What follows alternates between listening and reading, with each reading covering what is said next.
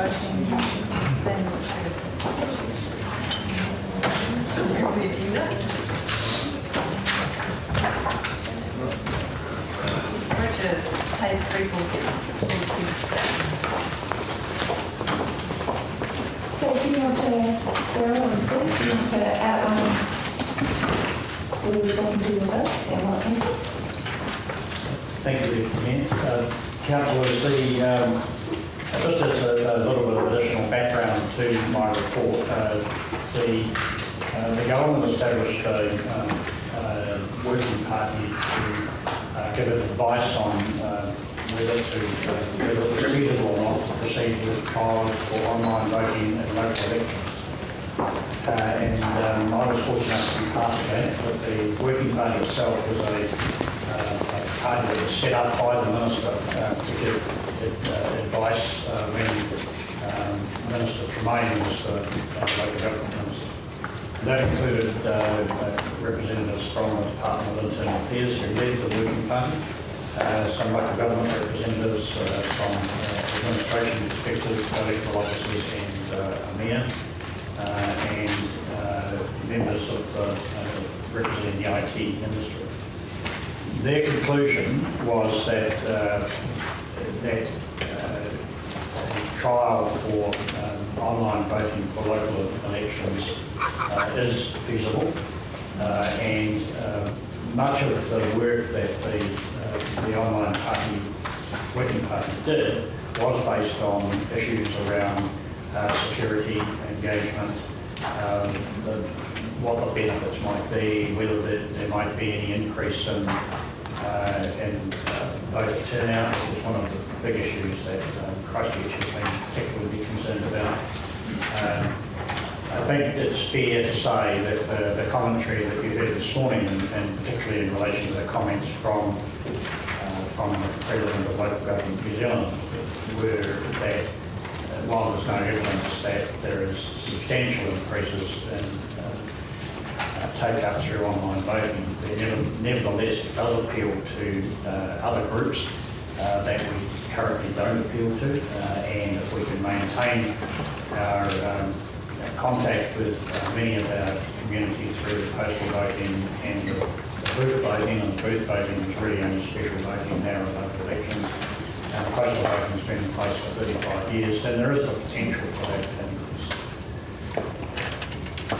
The issues around security were uppermost in the mind of the working party, and that's part of the reason why I invited Mr. Steve Kirkpatrick, who is the Managing Director of elections.com. That is the company that this council chooses to operate through. There are two companies in New Zealand that run election processing services,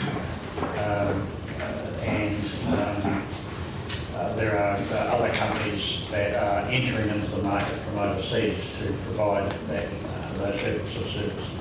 Our postal voting system at the moment is in fact processed electronically, and that's where some of the issues around how the scrutiny of the voting operates is much less predominant in a postal voting system than it is in a single booth voting system.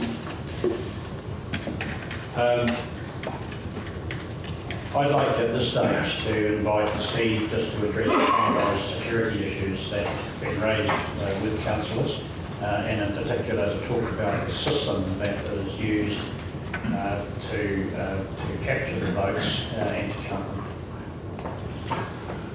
Thanks, Darryl. Good morning, everyone.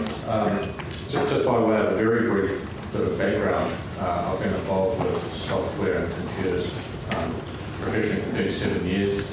In 2002, I was involved with the UK embark on trials for various methods, including online voting, text voting, and postal voting. And I was also went to the US in 2008 as an observer for the US presidential elections. The sort of systems and software and security aspects that are being talked about. There's nothing new with that. That is a big and it's an important concern to make sure the security is being well addressed. But also those security issues don't just apply because we're suddenly talking about the internet. Security issues have been there for elections in many forms. The ultimate reality is there is no perfect solution. Postal voting is not perfect. The booth voting is not perfect. There was an example recently in Western Australia where an election could be rerun. There was no involvement with the internet there, it was paper votes. So what we have to do is make the best of what we've got and accept the mitigations that we can apply as best as possible. And those mitigations, when it comes to internet voting, are very important. And ultimately what we have to do for this to proceed is convince the government chief information officer that we've got sufficient safeguards in place for this. And that's not going to come lightly. When the requirements came out from the Department of Internal Affairs on what would be required in terms of security, they start talking about things like the New Zealand Information Security Manual. Now that thing is, I think, about 900 pages long. It's a document that every government agency has to abide by. And although we're not a government agency, we're applying those same standards to ourselves.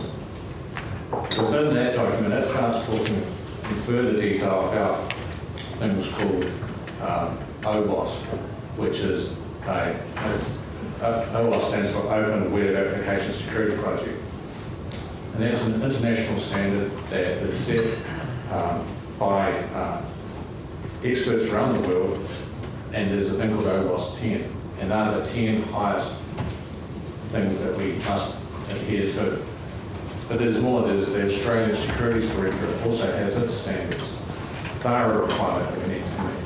There's a SAND 35, which gets down to the software level. There are things that we have to meet. So these hoops we have to jump through are very high. And that's what we've been working on. In terms of a time frame, we knew that the time would be tight. We started embarking on this. We appointed Deloitte as our security advisors a year ago. That's how long we've been working on this. So the time frame, as far as we're concerned, is fine. If we were starting today, we'd have a problem. But we're not. We started a year ago. We actually started before the DIA announced the standards, because we knew that the standards wouldn't be announced until earlier 2015. But we had a fair idea what they would be. So we started in 2014.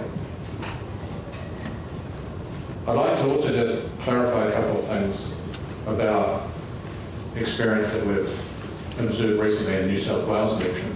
I went over before that, the New South Wales state election had an online component. And I'd like to clarify that despite what the New Zealand Herald might say, that was not hacked. There is no evidence of it being hacked. The Herald says it was hacked. That's wrong. They don't know that. They have no evidence to support that claim. In fact, I was talking to the director of IT just yesterday to say, are you absolutely sure that nothing happened? And they said, yes, it was not hacked. And he's interested in that article. There are a group of people around the world from an organisation called Verified Voting who are really a group of activists who are incentivised to discredit online voting. And you've got to be very careful about the messages those people give. They will give you snippets of information that suit, but generally not the whole story. The so-called vulnerability that was found in the New South Wales Electoral Commission election, there was a vulnerability there, and there was no evidence of it being exploited. There was evidence, however, that the people from Verified Voting who claimed to have made it public, or in fact they did make it public before actually advising the New South Wales Electoral Commission because that had maximum public impact to their benefit, not trying to help the greater cause, which is what they claim. So there's just a couple of things that I'd like to set straight there about the time frame, the people that may be not quite given the whole story. The fact that the New South Wales system was fine. We haven't heard from that group. You probably will at some stage. The media, I think, is starting to talk about that. Right, so if you want, is there anything else? Can you just tell us as well who are the other councils involved in the online trial? The other councils involved in the online trial. Yeah.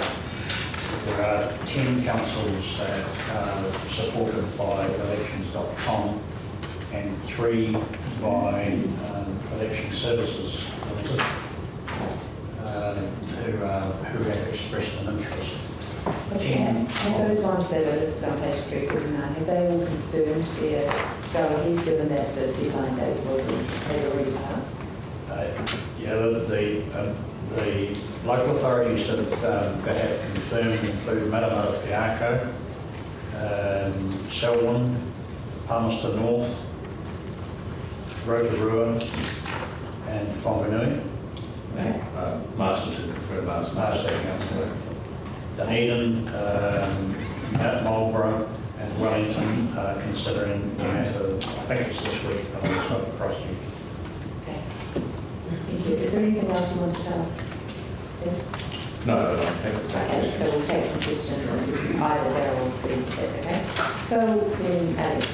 So I've got two questions. The first is that we understood from some others this morning that in fact at the New South Wales, and like clearly given told us that if this trial was to proceed, we'd be using Australian standards. And we understand that the New South Wales recently with 66,000 votes lost. You said they already had, but can you expand on them being lost?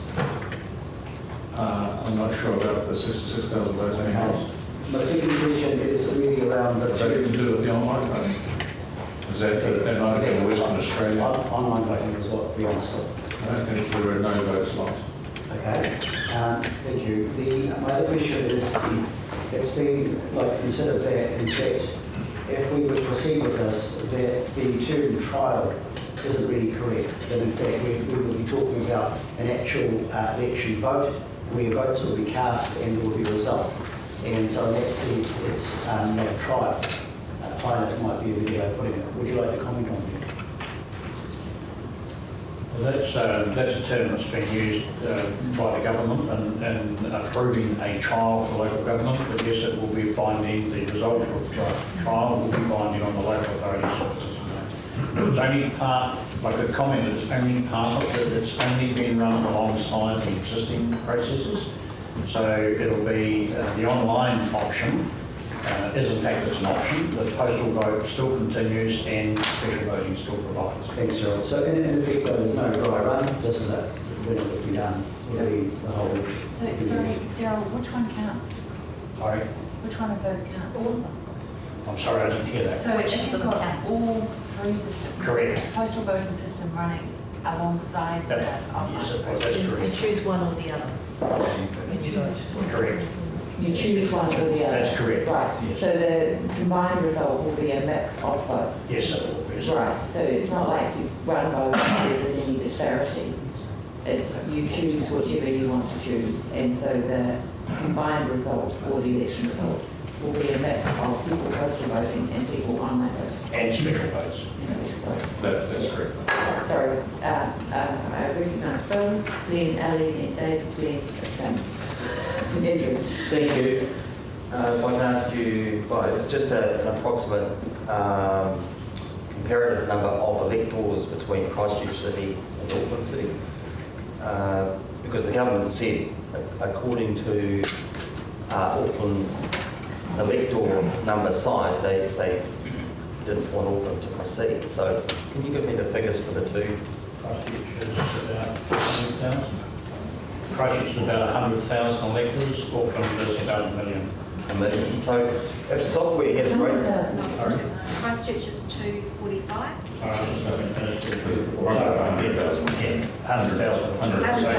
200,000 for Christchurch and about $1 million for Auckland, I understand. So at some point, I mean, software has great capability, as we all know, but at some point, the government decided no. Now, they said it was too big. But I can't see that that's actually relevant. I mean, it can either do the job whether it's too small or too big. Do you accept that argument? Well, I think you need to talk to the government about the rationale behind it. The Sullivan Electoral Working Party supported Auckland's continuance in the process. The government, in its wisdom, decided it would preclude Auckland from the trials. Yeah, okay. And I've just got another question. And we've seen a recent case of this, of course, highly publicised. My understanding is that conclusion on it was a distributed denial of service, I think that led to the information coming out from Cameron Slater. So given the potential of worst case scenario for that to happen, wouldn't it be correct that the potential to access people's private information, including bank accounts, passwords, etc., that potential only exists in this? I mean, if you look at postal or ballot voting, we can all access the electoral roll information, that's public information, but those methods are not able to garner potentially as much information as this if it went badly wrong. I think I'll be right on that, wouldn't I? So this has the potential, if it goes wrong, to actually access far more information than any of the other two voting methods. Would that be right? What sort of information are you? Well, if it's, I mean, we looked at what happened with Cameron Slater, his personal Facebook messages, whatever else that wasn't published in that book. So, yeah, Okay, yeah, no, I understand. The most information we have about anyone is just what is on the electoral roll. And a subset of that goes on to the internet-facing voting site, which is held separately to the main back-end office processing database. So on the public-facing internet site, which is in the data centres, there isn't even address information. There aren't even names. but there are some smart people out there, if they really wanted to, using this at that time, could actually cause a this could be a denial of service and access. In a way in which the other forms of voting couldn't. Yeah, that's another matter. In terms of privacy, there are no names and addresses on the internet component. In terms of the denial of service attack, we have mitigation plans in place that absorb a denial of service attack. Yeah, okay. I'd like to hear a lot about Issues it. right there. Yeah, okay. Okay, let Ali go next. Thank you. Just further to that, the suggestion this morning from the software developers was that technology is moving so quickly that as soon as you put some safety nets and things in place to mitigate it, someone else comes up with something that cracks through it. What's your comment to that? And I agree with them. Like that's nothing new. That's the way we evolve. And in terms of keeping up and preempting and trying to react, it is a very important task. That's why the monitoring, the experts we have on board are the best. But as I said, that there is no perfect solution. You don't need to involve the internet to have an imperfect solution. I don't think we should be getting excited just because the internet is suddenly being mentioned. No, but I think going back to what my colleague just mentioned as well, the issue is that the potential for it to go very, very wrong as far as how far-reaching that could be, should someone be able to bypass your mitigations. The chances of it going very, very wrong are significant, as opposed to something that might happen purely on a paper system. Well, that could go very, very wrong on the paper-based system. I'm talking about passwords, banking, etc., with people being able to bypass your mitigations. So, for instance, For instance, someone developing malware that gets onto people's computers at home that enables passwords and banking and personal information to be found and used, and it happens to go beyond the mitigations that you've been able to put in place with your experts. Yeah, and with our online voting system, a PIN and password can only be used once. So if something was discovered, they could log in potentially, but all they'll get is a message that says you've already voted. Thank you. Okay, I've got Dave, Tim, Andrew next. You mentioned that under the system it's optional for a voter to choose whether they electronically cast a vote or they do a postal vote. How does the City Council decide who they're going to send a postal vote to and who they're not going to, and what sort of extra cost are we burdening ourselves by? If I decide I want to cast a vote, how do I not get a postal vote, and what extra cost is that going to put on our system? 240,000. That effectively will be stage 2, because stage 1, the trial, requires us to send a postal vote to everyone on the electoral roll. There's the postal information that we send them that will give them access to cast their ballot online if they choose to, or to return their paper votes if that is their option. So the additional cost in the trial is the fact that we have to send the credentials for someone to operate the online option in separate packages. So there's 2 mail-outs, and the additional cost, a substantial part of the additional cost is the second mail-out.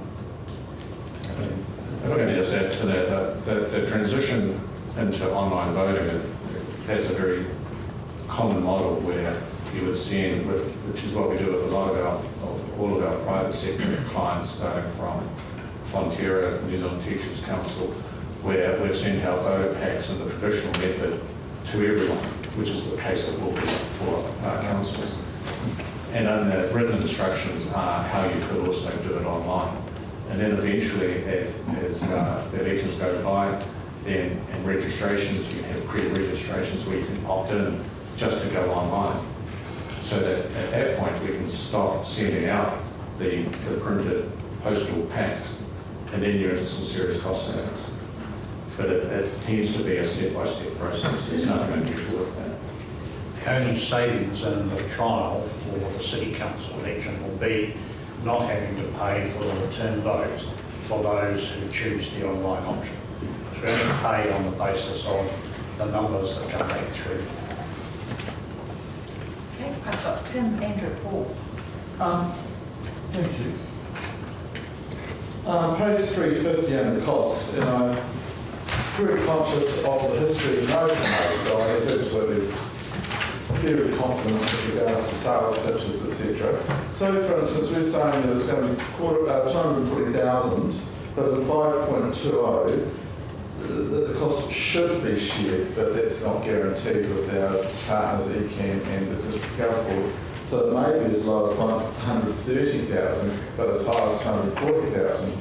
Would it be acceptable, because it's such a fail-proof system, to ask for a bond from the successful company, if we go forward with this, up front to cover any additional costs if this does go wrong and we do have to revisit the election process? Because I'm hearing that it's going to, there's lots of ways it's happened, it's good.